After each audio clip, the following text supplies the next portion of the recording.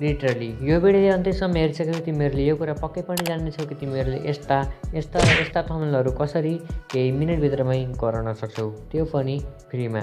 So यही त तिमीहरूले पनि यो कुरा जान्न चाहन्छ भने यो भिडियो अन्तिमसम्म हेर। And if you are new on our channel then subscribe, because मैले तपाईँहरूको लागि भनेर यस्तो भिडियोहरू गराउँछु।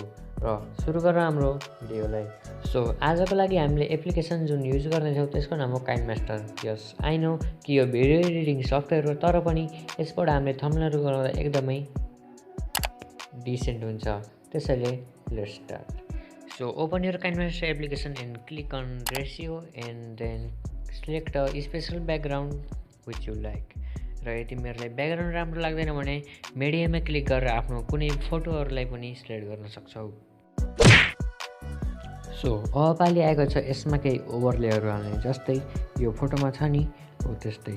र त्यसको लागि क्लिक गर ओभरलेमा, र त्यसपछि क्लिक गर मिडियामा, र त्यसपछि तिमीहरूले एडिट गरेका ब्याकग्राउन्ड भएका फोटोहरू सिलेक्ट गर।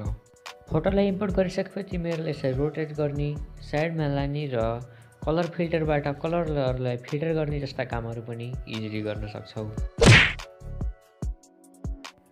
सो यति सबै कुराहरू सकिसकेपछि अब हामीले यसमा ओभरले हाल्छौँ, यानि स्टिकरहरू।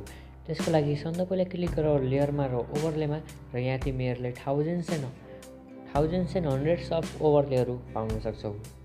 र यहाँबाट तिमीहरूले काइन्डमास्टरको एसएस स्टोरबाट पनि ओभरलेहरूलाई डाउनलोड गर्न सक्छौ। त्यसको लागि तिमीहरू अनलाइन हुनुपर्छ, र मैले यहाँ केही ओभरलेहरू डाउनलोड गरेको छु र तिनी मैले सिलेक्ट गरेँ।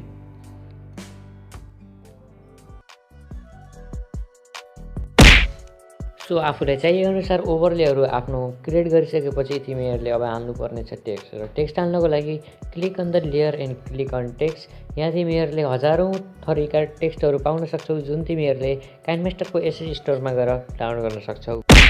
र टेक्स्टको कलरलाई चेन्ज गर्नको लागि एकचोटि टाइमलाइनमा गएर टेक्स्टमा क्लिक गर एन्ड कलरको बटन देखाउँछ ट्याब क्लिक गर। त्यसपछि तिमीहरूले आफ्नो रिक्वायर्ड कलरलाई सिलेक्ट गर्न सक्छौ।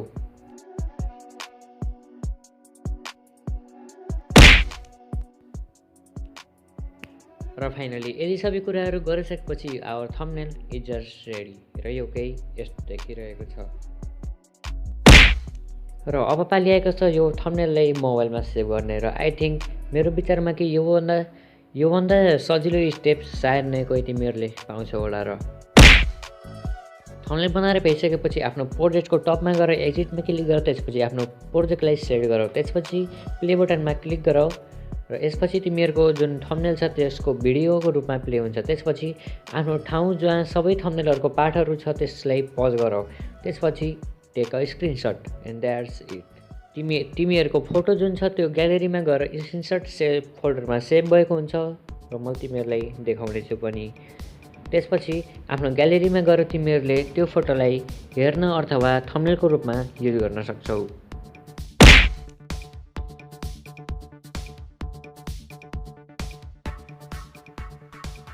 यही भिडियो काम लाग्यो भने भिडियो लाइक गर्नुहोस्। एन्ड यदि तपाईँहरूले आफ्नो मोबाइल फोनका हिडन सेटिङ्सको बारेमा जान्न चाहनुहुन्छ भने click here.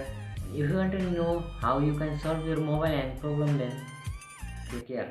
My name is Ayush, you are watching Ayush. Catch you in the next one. Bye.